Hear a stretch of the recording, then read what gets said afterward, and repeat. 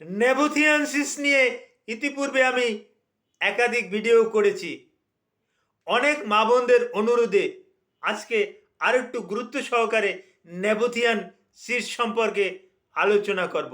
আলোচনাটা আপনি মনোযোগ সহকারে দেখলে আপনি পুরোপুরি জানতে পারবেন। অনেকের ধারণা যে এই নেবুথিয়ান সিস এটা মনে হয় ভালো হয় না।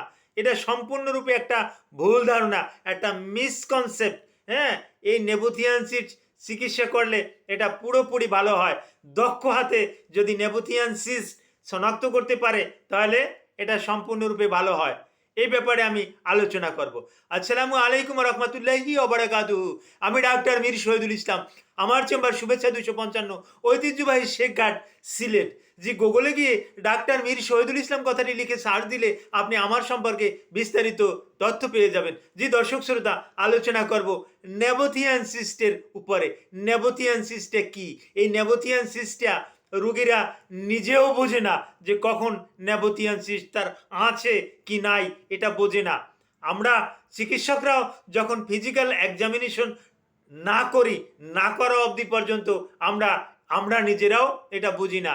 রুগীরা আসে অন্য অন্য সমস্যা নিয়ে আসলে তখন রুগীকে গুরুত্বপূর্ণ কিছু পরীক্ষা নিরীক্ষা দেয়। তার ভিতরে একটা আছে টিবিএস, হ্যাঁ, ট্রান্স ভ্যাজাইনাল সোনোগ্রাফি। এখানে কিন্তু ওই নেবুথিয়ান সিস্টে কিন্তু অটোমেটিক্যালি ভাইসে আসে। তখন সরাসরি সনোলজিস্ট কিন্তু তার সোনোগ্রাফির মাধ্যমে দেখতে পারে। আর আমরা চিকিৎসকরাও কিন্তু এটা সরাসরি দেখতে পারি।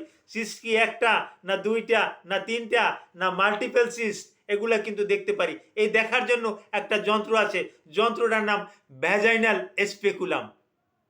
এই ভ্যাজাইনাল স্পেকুলাম আমি আমার সাথে নিয়ে এসেছি আপনাদের দেখানোর জন্য। এটাকে বলে ভ্যাজাইনাল স্পেকুলাম, আপনি দেখে রাখেন। এই ভ্যাজাইনাল স্পেকুলাম দিয়ে সরাসরি, হ্যাঁ, আমরা সার্ভিক্স পর্যন্ত দেখতে পারি।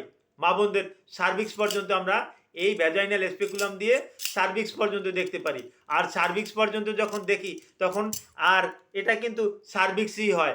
আর এই নেবুথিয়ান সিস্টের ডিসক্রিপশনই হলো সার্ভিক্সের উপরি অংশে ছোট ছোট মটরশুঁটির মতো এক বা একাধিক গোটা বা দানা এগুলো থাকে, যেগুলো পানি ভর্তি, এগুলো পানি ভর্তি এবং ব্যথাযুক্ত।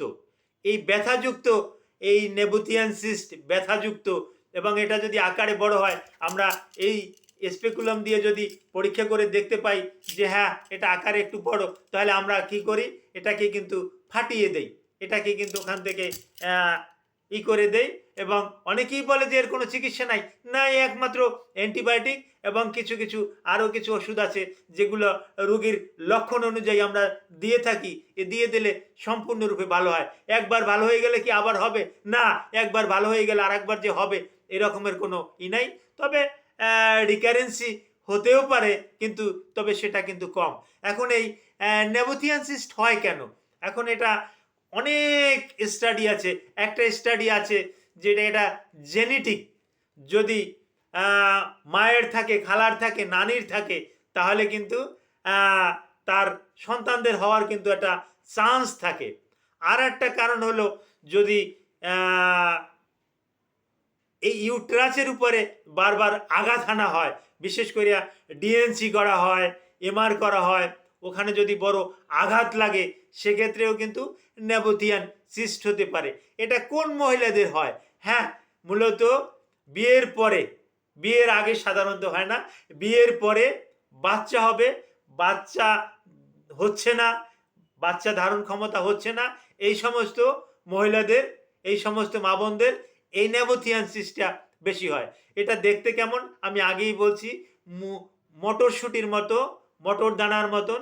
এটা এক বা একাধিক, এটা সরাসরি আমরা এই স্পেকুলামের মাধ্যমে একেবারে সার্ভিক্সের স্থান একেবারে ক্লিয়ারভাবে দেখি। দেখে আমরা এটাকে পুরোপুরিভাবে শনাক্ত করি যে হ্যাঁ এইটাই নেবুথিয়ান সিস্ট। এবং এটা শনাক্ত করার পরে তারপর আসে ট্রিটমেন্ট করলে এটা ভালো হয়।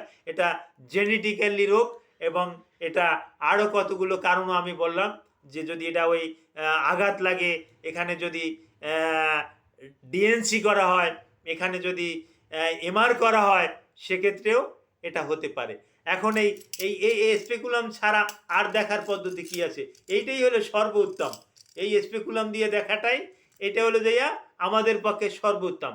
তারপরে টিবিএস, তারপর আসে এমআরআই, সিটি স্ক্যান, এর মাধ্যমেও কিন্তু নেবুথিয়ান সিস্ট শনাক্ত করা কিন্তু সম্ভব হচ্ছে।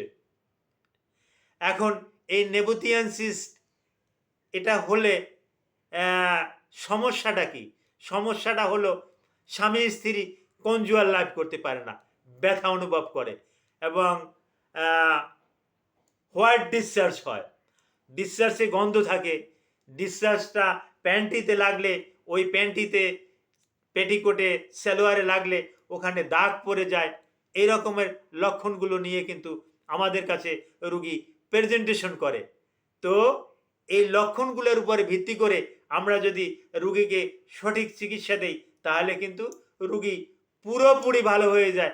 আধা আধি ভালো বলতে এখানে কোনো কথা নাই।